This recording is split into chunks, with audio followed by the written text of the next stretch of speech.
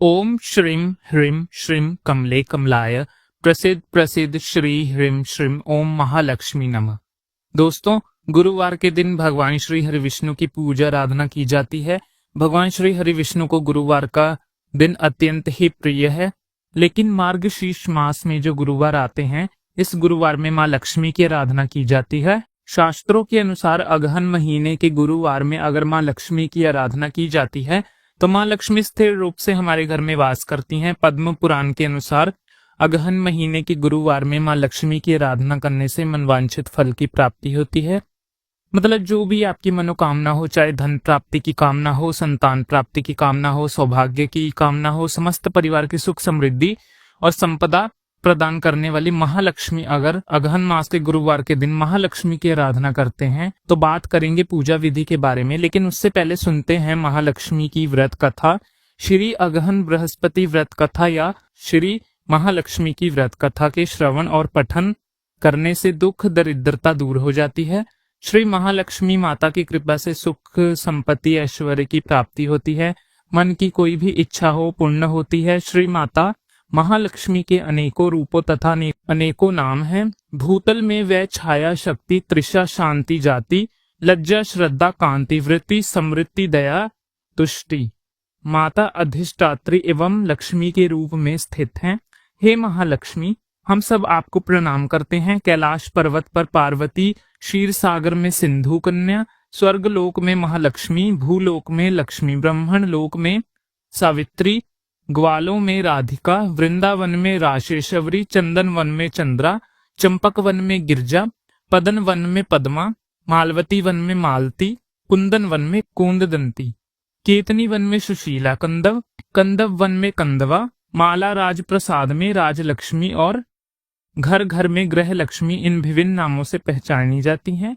इस तरह सर्वदा चारों ओर सर्वभूत में सुपरिचित माता श्री महालक्ष्मी की ये कथा है। अब हम इसका श्रवण और पठन करेंगे। भारतवर्ष के सौराष्ट्र देश में द्वापर युग की ये कहानी हुई है।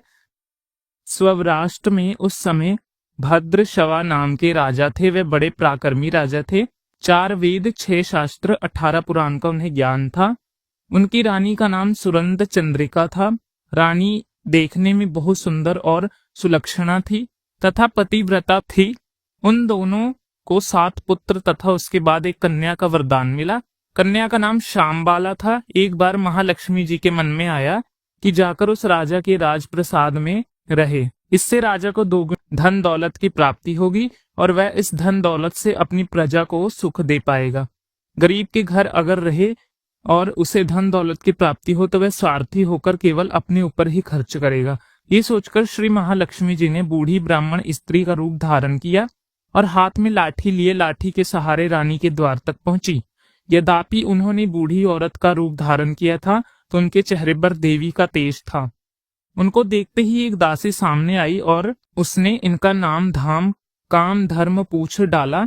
वृद्ध ब्राह्मणी का रूप धारित माता लक्ष्मी ने कहा, बालिका, मेरा नाम कमला है। मेरे पति का नाम भुवनेश है। हम द्वारिका में रहते हैं।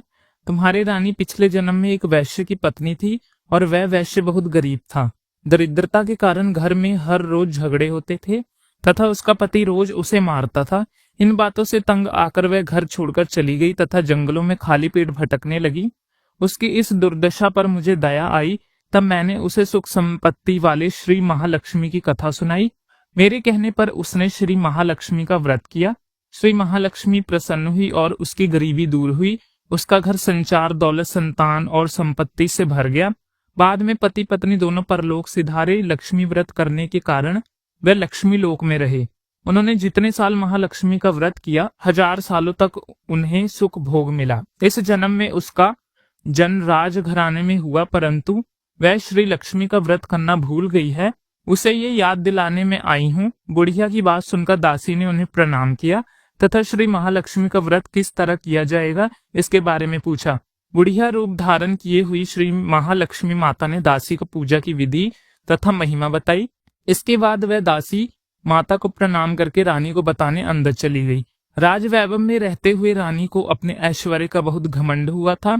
संपत्ति तथा अधिकार की वजह से उन्मुक्त हो गई। दासी द्वारा बताई गई बुढ़िया की बातें सुनकर वे आग बबूला होकर राजद्वार पर आकर बुढ़िया रूपी श्री महालक्ष्मी जी पर बरस पड़ी और उसे मालूम नहीं था कि श्री महालक्ष्मी माता बुढ़िया का रूप धारण किए हुए द्वार तक आई हैं। परंतु रानी का इस कदर रूखा बर्ताव तथा अपना अनादर देखकर माता ने वहां ठहरना ठीक नहीं समझा। वे वहां से चल पड़ी। राह में उन्हें राजकुमारी श्यामबाला मिली। उन्हें श्यामबाला को सारी बात बताई। श्यामबाला ने अपनी ओर से श्री महालक्ष्मी माता से क्षमा मांगते माता को उस पर दया आई। उन्होंने श्यामबाला को श्री महालक्ष्मी व्रत के बारे में बताया। उस दिन अगहन मास के मार्गशीर्ष का पहला गुरुवार था। श्यामबाला ने परम श्रद्धा से ही महालक्ष्मी का व्रत रख फल स्वरूप राजा सिद्धेश्वर के पुत्र मालाधर से उसका विवाह हुआ था। वह धन दौलत ऐश्वर्य वैभव से माला माल हो गई। पति के साथ ससुराल में आनंद से दिन बिताने लगी। इधर श्री महालक्ष्मी का रानी पर प्रकोप हुआ और फल स्वरूप राजा भद्रशवा का राज्य एवं राज कारोबार सब नष्ट हो गया। यहाँ तक कि खाने के भी लाले पड़ गए।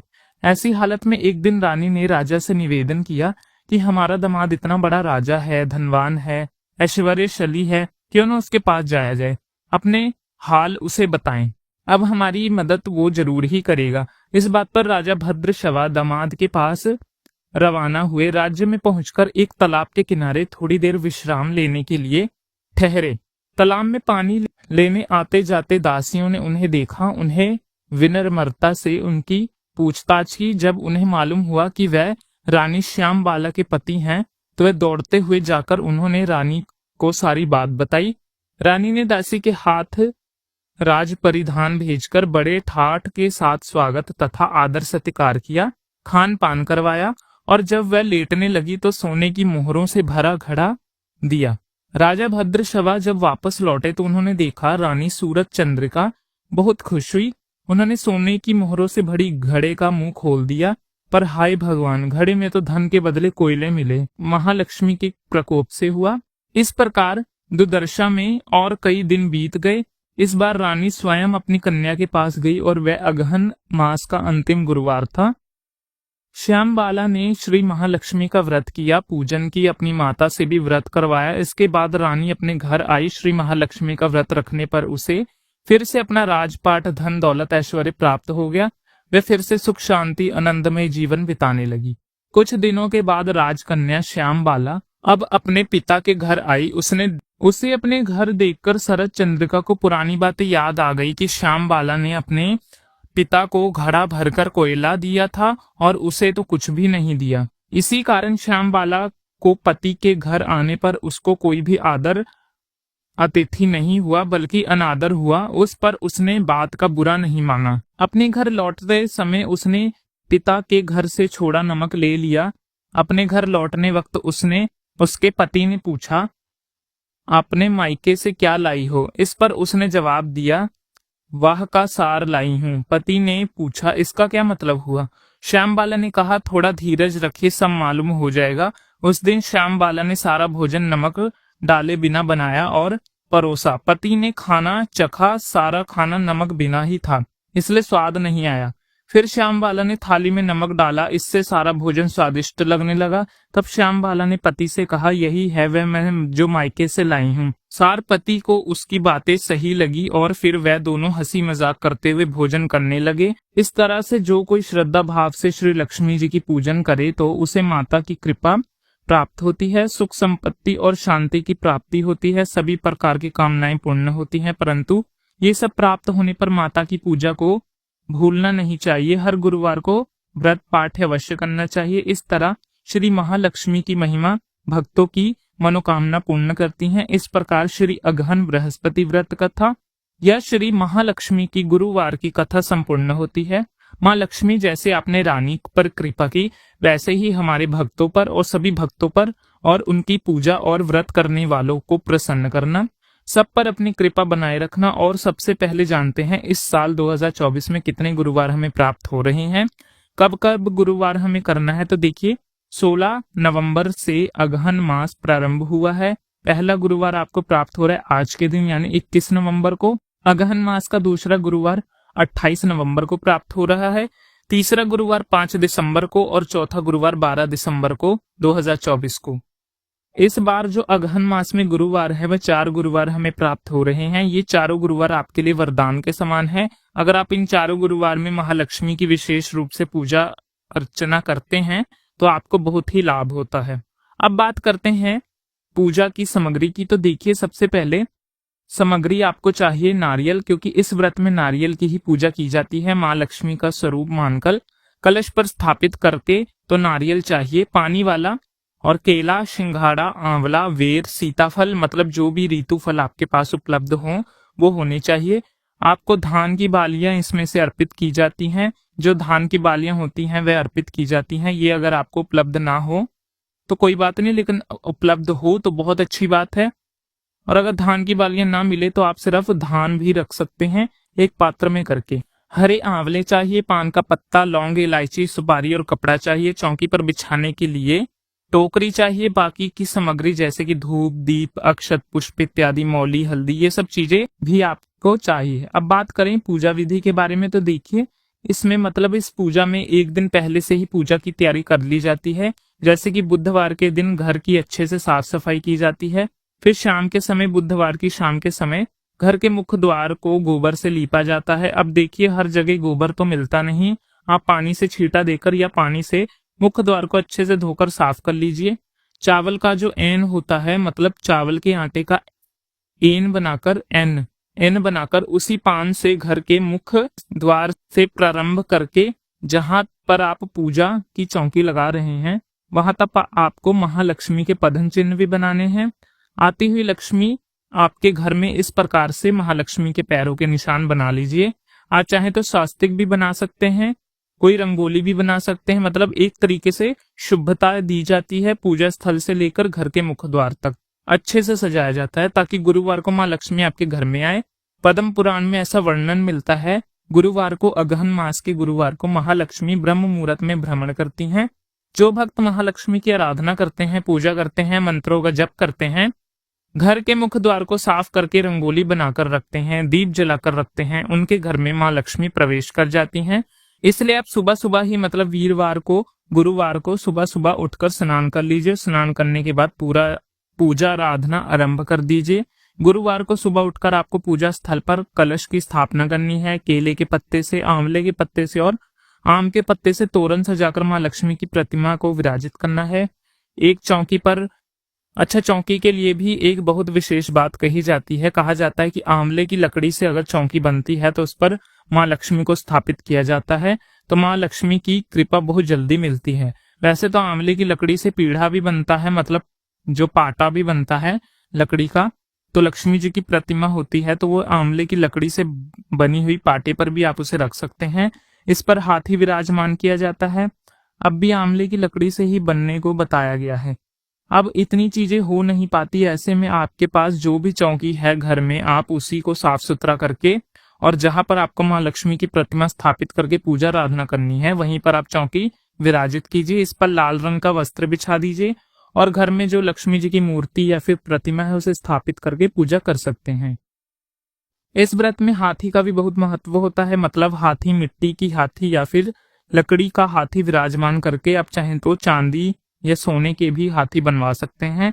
माँ लक्ष्मी के दोनों तरफ हाथी की स्थापना की जाती है और फिर विधि विधान से गज लक्ष्मी स्वरूप की पूजा की जाती है, जो कि समस्त प्रकार के ऐश्वर्य प्रदान करने वाली है। कलश की स्थापना आवश्यक होती है। कलश पर नारियल रखकर उसका श्रृंगार किया जाता है, एकदम बिल्कुल श्री लक्ष्मी जी की तरह। उस कलश को, नारियल को सजाया जाता है और ससोपचार विधि से माँ लक्ष्मी की पूजा की जाती है।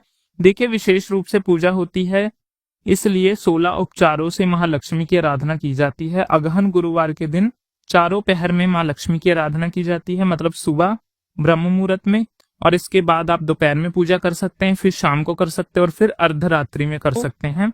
अगर चारों समय नहीं कर पाते तो कम से कम 3 बार जरूर करना चाहिए। सुबह, दोपहर, शाम, तीनों समय माँ लक्ष्मी के मंत्र के जप भी करने चाहिए। जैसे कई भक्त हैं जो घर में सुबह और शाम उपलब्ध नहीं रह पाते, तो फिर आप सुबह और शाम कर लीजिए, या फिर आप सुबह ब्रह्म मुहूर्त में कर लीजिए और फिर शाम को प्रदोष काल में भी आप कर सकते हैं। मतलब जैसा भी समय आपके पास हो उसी के अनुसार आप कर सकते हैं। अगहन गुरुवार में आपको सुबह जल्दी उठना है। जल्दी उठने का मतलब होता है 3 से 4 बजे के बीच में आप उठ जाइए।